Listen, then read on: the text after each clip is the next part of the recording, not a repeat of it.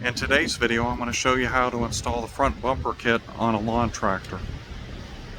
The kit comes with the bumper, of course, and it also comes with hardware, bolts, and end caps. And the first thing we want to do is take these shoulder bolts and install them in that hole right there.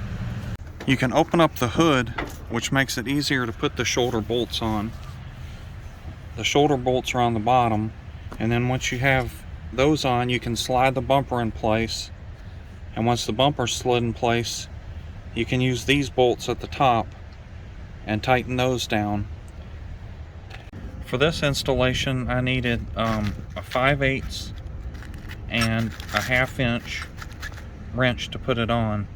The kit comes with different kinds of hardware because different mowers may have slightly different mounting points.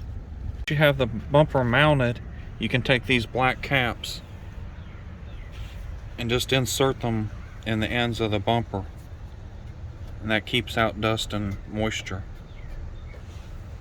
Once you got that done, you can just close your hood, and now your bumper's all mounted and ready to go.